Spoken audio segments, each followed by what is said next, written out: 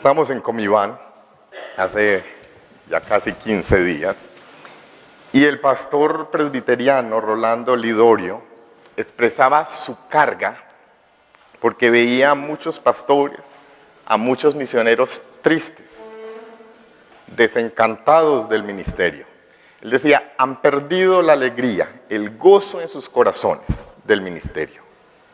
Y muchos están entristecidos por las luchas que están enfrentando o por el camino difícil que ha recorrido.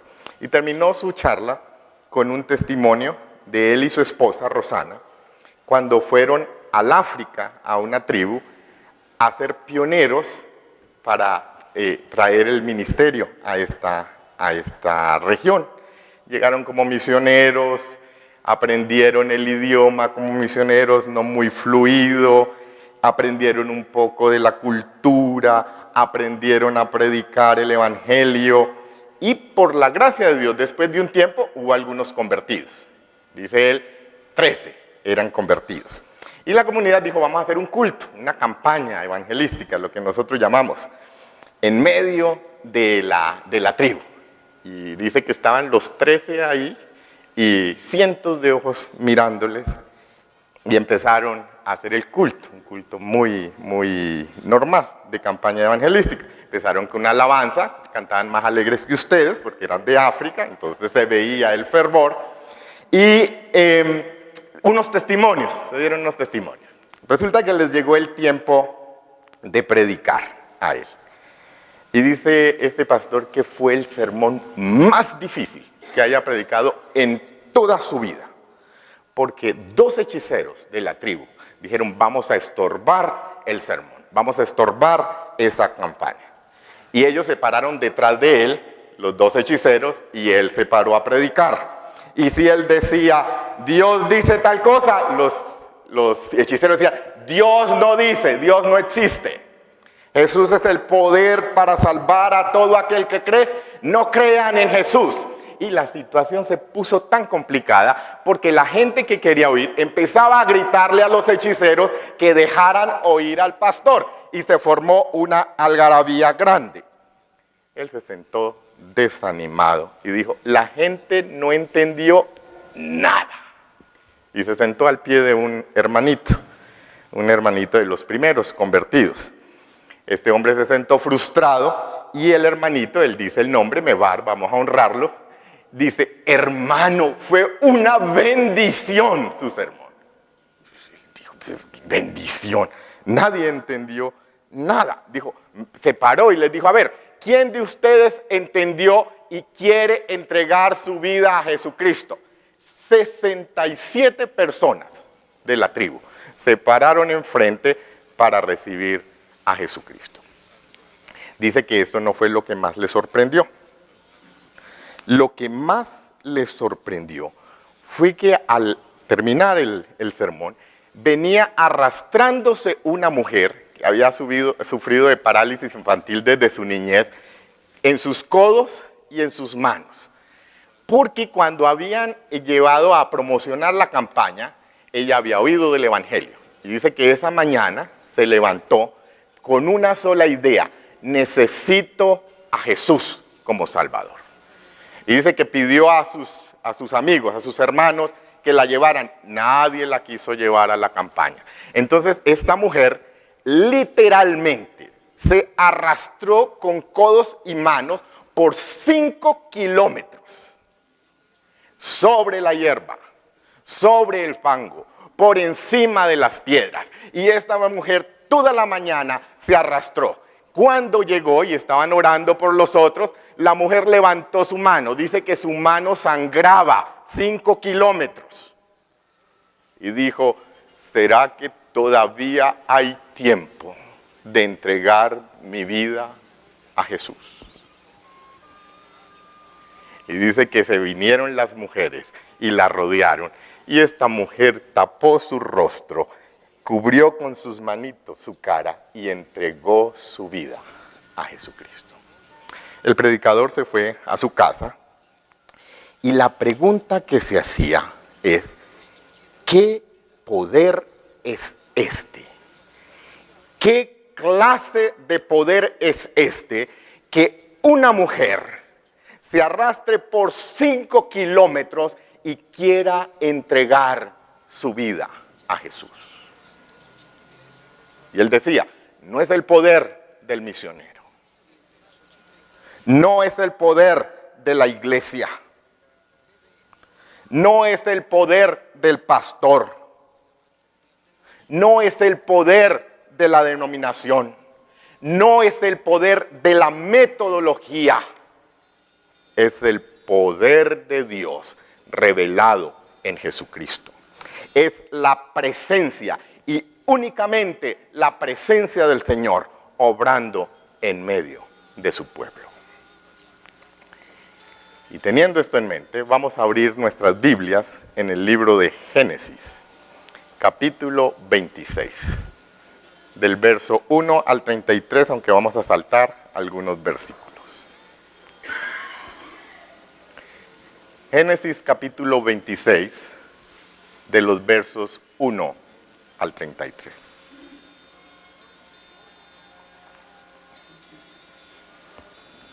Dice así la palabra de Dios.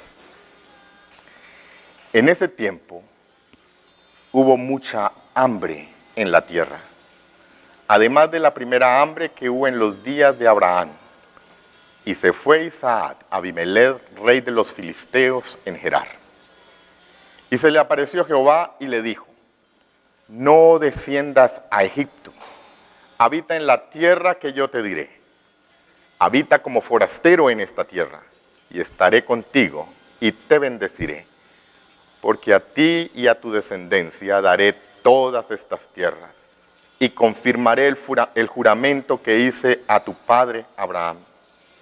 Multiplicaré tu descendencia como las estrellas del cielo, y daré a tu descendencia todas estas tierras, y todas las naciones de la tierra serán benditas en tu simiente, por cuanto oyó Abraham mi voz, y guardó mi precepto, mis mandamientos, mis estatutos y mis leyes. Vayan al verso 12. Y sembró Isaac en aquella tierra, y cosechó aquel año 100 por 1, y le bendijo Jehová. Y el varón se enriqueció y fue prosperado, y se engrandeció hasta hacerse muy poderoso, y tuvo hatos de ovejas, hatos de vaca, y muchos siervos. Y los filisteos le tuvieron envidia. Y todos los pozos que habían abierto los criados de Abraham su padre en sus días, los filisteos los habían cegado y llenado de tierra. Entonces dijo Abimelech a Isaac, apártate de nosotros, porque mucho más poderoso que nosotros te has hecho. Isaac se fue de allí y acampó en el valle de Gerar y habitó allí. Y volvió a abrir los pozos de agua que habían abierto en los días de Abraham su padre, y que los filisteos habían cegado después de la muerte de Abraham, y los llamó por sus nombres, por los nombres que su padre los había llamado. Pero cuando los siervos de Isaac cavaron en el valle, hallaron allí un pozo de aguas vivas, un manantial. Y los pastores de Gerar riñeron con los pastores de Isaac diciendo, el agua es nuestra. Por eso llamó el nombre del pozo Esek, pleito, disputa, porque habían altercado con él. Abrieron otro pozo y también riñeron sobre él, y llamó su nombre Signá, enemistad, adversario, hostilidad. Y se apartó de allí y abrió otro pozo, y no riñeron sobre él, y llamó su nombre Rehobot, y dijo, porque Jehová nos ha prosperado, y fructificaremos en la tierra. Y de allí subió a Beerseba, y se le apareció Jehová nuevamente aquella noche, y le dijo, yo soy el Dios de tu padre Abraham. No temas, porque yo estoy contigo y te bendeciré. Multiplicaré tu descendencia por amor a Abraham mi siervo. Y edificó allí un altar e invocó el nombre de Jehová y plantó allí su tienda. Y abrieron allí los siervos de Isaac un pozo. Y Abimelech vino a él desde Gerar, y a Usat, amigo suyo, y Ficol, capitán de su ejército. Y les dijo Isaac, ¿por qué venís a mí? pues me habéis aborrecido y echaste de entre vosotros. Y ellos respondieron, hemos visto que Jehová está contigo. Y dijimos, hay ahora juramento entre nosotros, entre tú y nosotros, y haremos pacto contigo, que no nos hagas mal, como nosotros no te hemos tocado, y como solamente te hemos hecho el bien, y te enviamos en paz. Tú eres ahora el bendito de Jehová.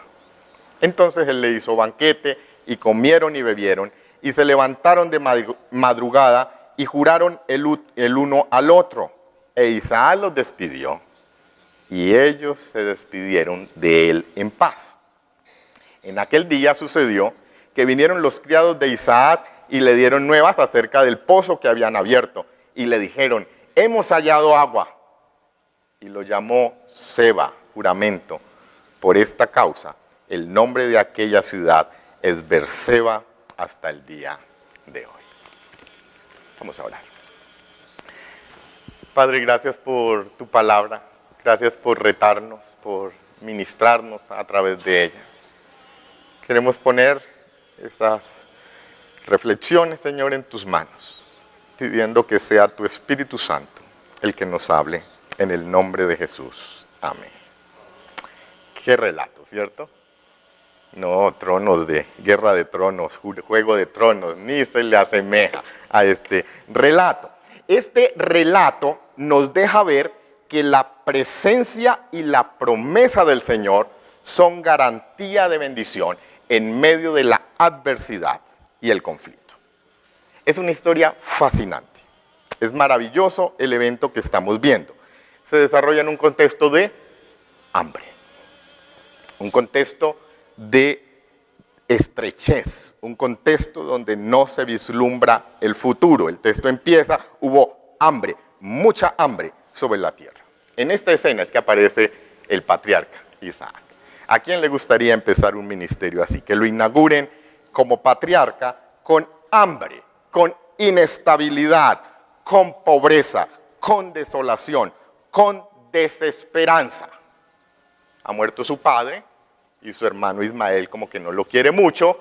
Él está solo y tiene que habitar en una tierra de filisteos. Ahora, si hay hambre en la tierra, y el texto dice, como la primera que hubo con Abraham, ¿qué es lo que piensa el hijo? ¿Qué hizo papá en una situación así? Papá había ido a Egipto. Él dice, voy a Egipto. Y se le aparece el Señor y le dice, usted no va a Egipto. Usted se queda aquí en esta tierra. Ahora, sin embargo, ustedes ven el gran contraste en el texto.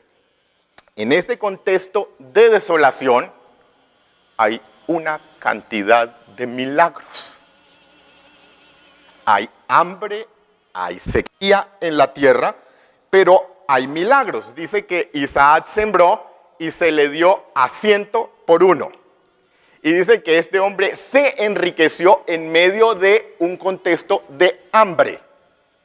Y se hizo muy poderoso y tuvo muchas ovejas y tuvo muchas vacas y tuvo muchos siervos. Ahora, si no hay agua, ¿con qué va a alimentar la prosperidad? Porque prosperidad implica desafíos. Y fue tal la bendición que Isaac oró por su esposa Rebeca, que era estéril, y el Señor le dio hijos.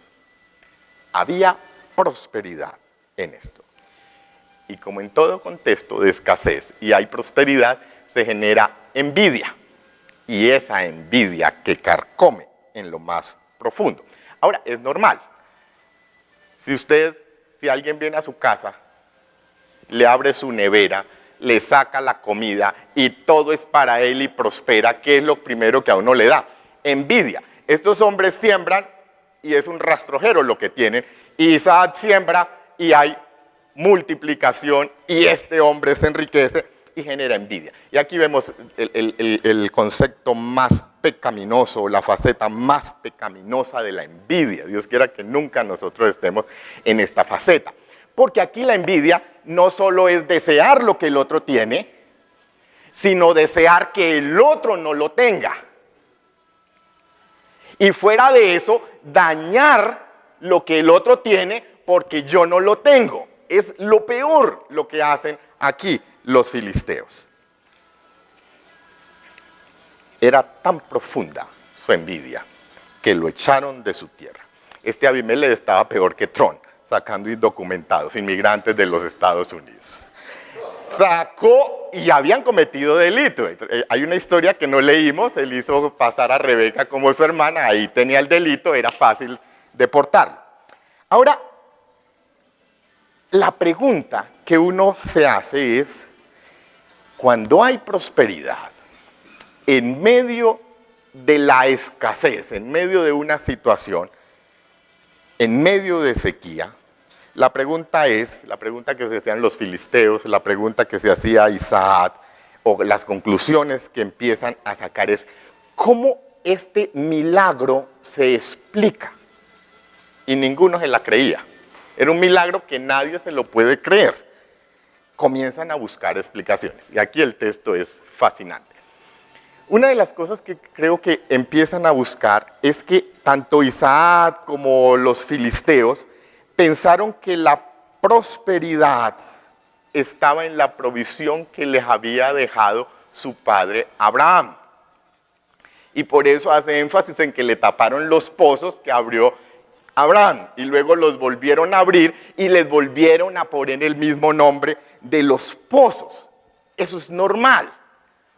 ¿Por qué? Porque uno ve la experiencia de los viejos y uno dice, uy, ahí es donde está la provisión. Dígame si no es parte de los padres colombianos querer dejarle lo mejor a sus hijos. Nos matamos trabajando para que nuestros hijos tengan lo necesario o para construirles nombre. Pero pasa una década después de que uno se muere y nadie se acuerda de lo que uno dejó. Y creo que eso nos ayuda a darle perspectiva a lo que hacemos. La experiencia del viejo fue del viejo. La experiencia y la relación que tuvo ese viejo con Dios fue para él. Y el Señor lo bendijo a él. Y él tuvo que desarrollar su fe en su relación con el Señor. Porque la temporalidad de la vida absorbe lo que nosotros podemos hacer o planear si no está en medio de la confianza que tenemos en el Señor. Otra segunda explicación es que ellos pensaron que la prosperidad de Isaac estaba en el esfuerzo de Isaac y en el esfuerzo de sus siervos. Recuerden que dice que cavan dos pozos y hay conflicto, ¿cierto? Entonces, si uno en una sociedad agraria, ¿qué es lo que trae el progreso? El agua. Si no hay agua, no hay prosperidad. La tierra no saca cosecha, no se alimentan las cabras, no se alimentan las vacas, los seres humanos. Y dice 2 veces que cavaron un pozo, en uno le pusieron pleito, Esec, y el otro pozo que trae, que es adversario, le ponen el Sinat, el nombre. De ahí viene la palabra Satanás.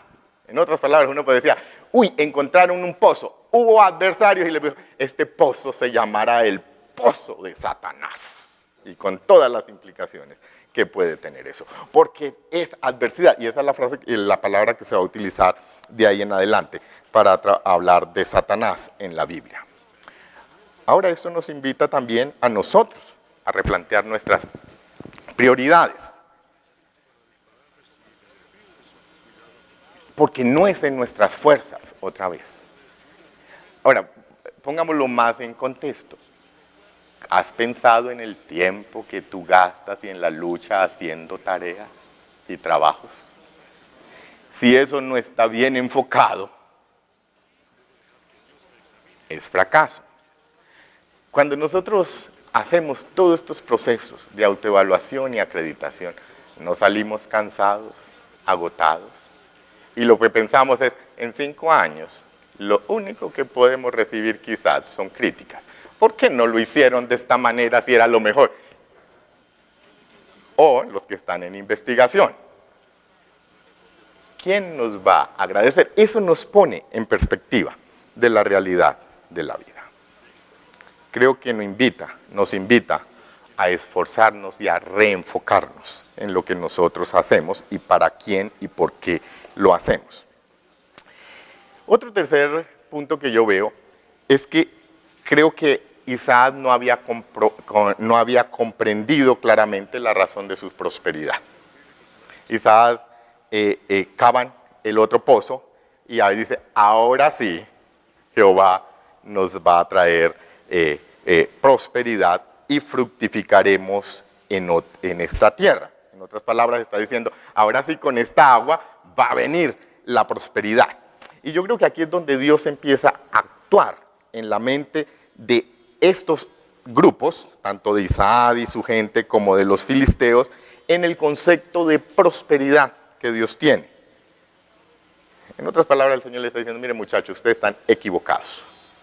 La prosperidad que ustedes están viendo no está en los pozos, ni en lo que tiene que ver con eso.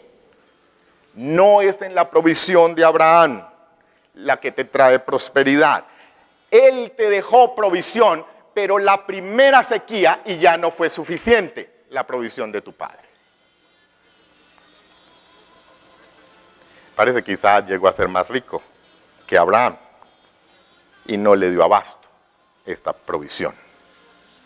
Tu bendición, Isaac, no depende del viejo. También le está diciendo, tu provisión no depende del esfuerzo que ustedes tienen. Cuando tú, Isaac, y tus siervos encontraron agua, ¿qué fue lo que hubo? Pleito, contienda. Ni ustedes ni los filisteos pudieron disfrutar del agua. Ni siquiera es el pozo que tú llamaste Rehobot, amplitud, lugar amplio, fue el que trajo prosperidad a tu vida. ¿Acaso ya no eras próspero cuando tú abriste ese pozo? Isaac, Rehobot, soy yo que te doy abundancia. Y cambia la perspectiva. Yo soy tu bendición. Es mi presencia y mi promesa la que son garantías de tu prosperidad en medio de la adversidad y en medio de la confrontación. Ten claro esto, Isaac. Ahora, lo paradójico en el texto es que todos estaban dando cuenta que Isaac era prosperado por el Señor y el mismo Isaac no se había dado cuenta, porque son los otros los que le dicen, es que hemos descubierto que el Señor sí te ha bendecido. ¿No es este mismo Isaac, el muchachito que iba con su papá para el sacrificio y le dice, papi, ¿y dónde está el cordero? Y el padre le dice, no te preocupes, Jehová proveerá. ¿No había él visto la provisión del Señor de manera directa?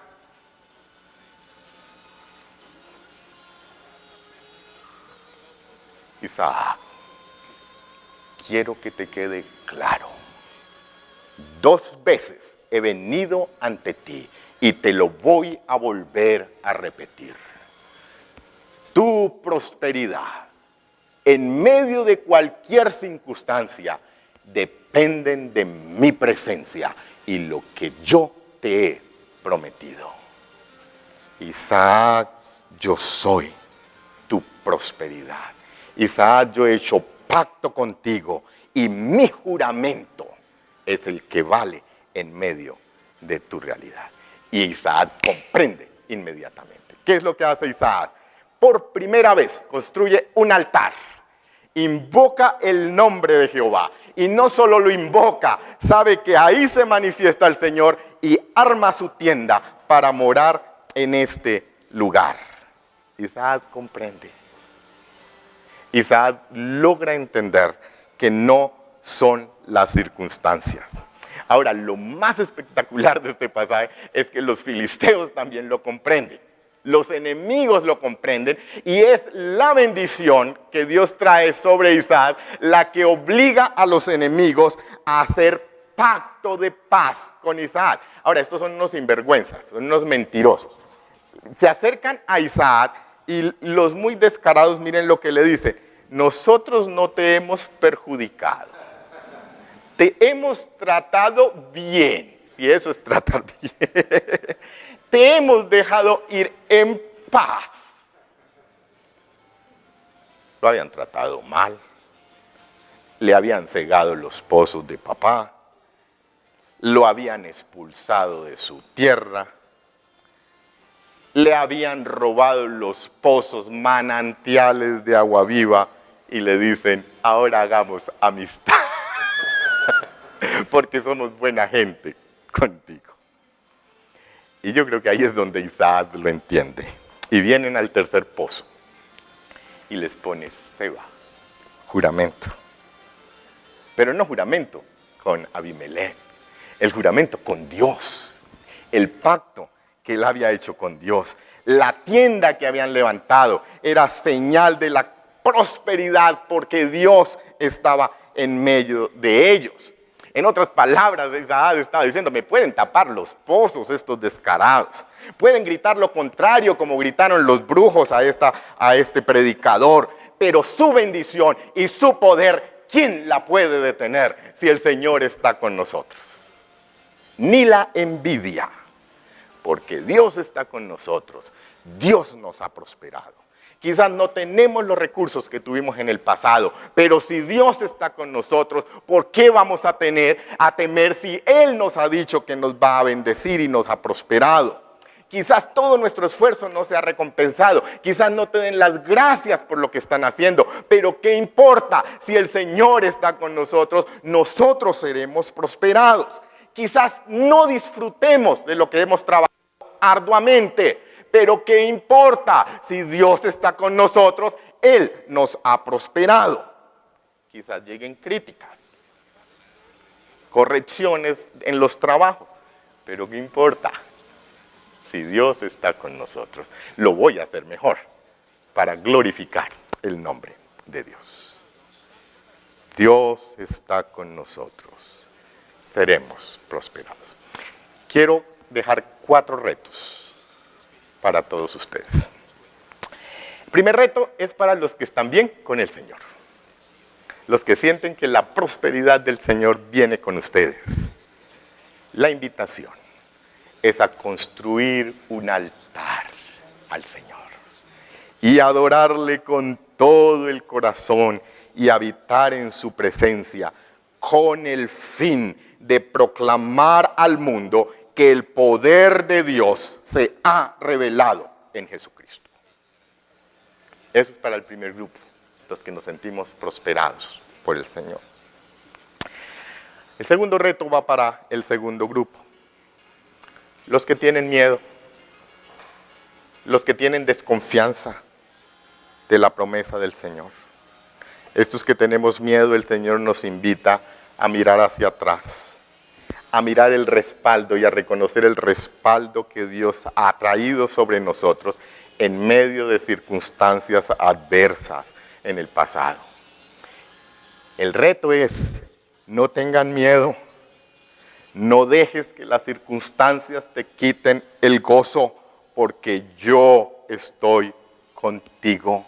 He estado contigo en el pasado, estaré contigo en el futuro. Tercer desafío es para aquellos que sienten que el Señor los ha abandonado, que sienten que la presencia del Señor no está con ustedes, que el Señor los dejó solos, aunque su fe está flaqueando en estos momentos. Aquí el reto del Señor es mucho más desafiante. Oigan lo que otros están diciendo sobre ti, que tú eres el bendito del Señor, que la presencia del Señor está con ustedes, que ustedes no están solos, que Él ha hecho tabernáculo en medio de ustedes. Cuarto desafío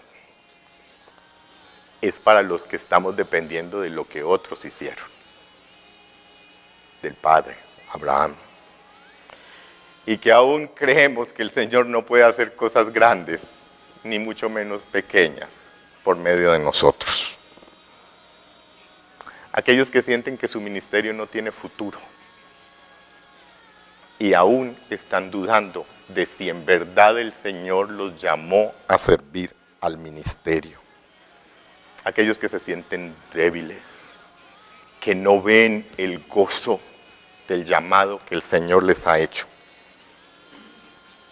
La invitación del Señor, o lo que nos dice el Señor es: yo soy el mismo Dios de tus padres y quiero y puedo manifestarme en tu vida, en tu debilidad. La provisión que tengo para ti es suficiente para los desafíos que tú tienes que vivir. Yo tengo una bendición especial para ti, mejor que la que tuve para tu padre. Porque yo soy el Dios que busco un encuentro personal contigo. Yo te llamé. No estás aquí por azar del mundo ni del cosmos. Estás aquí porque Dios tiene propósito para tu vida.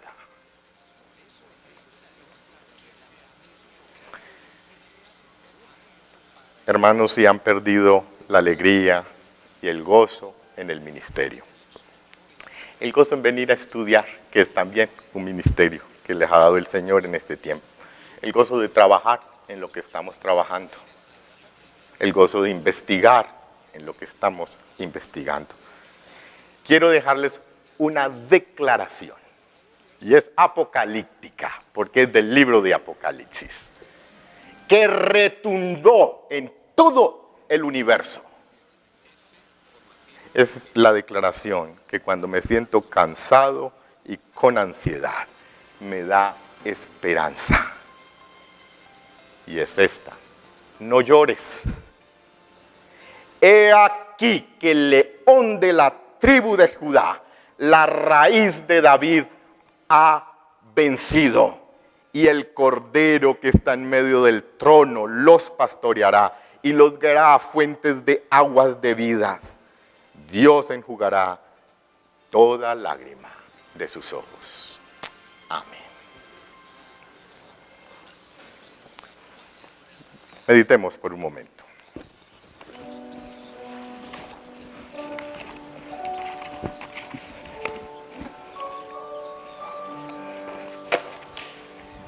Dígale suavemente al Señor: aunque mis ojos no te puedan ver, te puedo sentir. Sé que estás aquí, aunque mis manos no pueden tocar tu rostro, Señor. Sé que estás aquí. Oh. Mi corazón puede sentir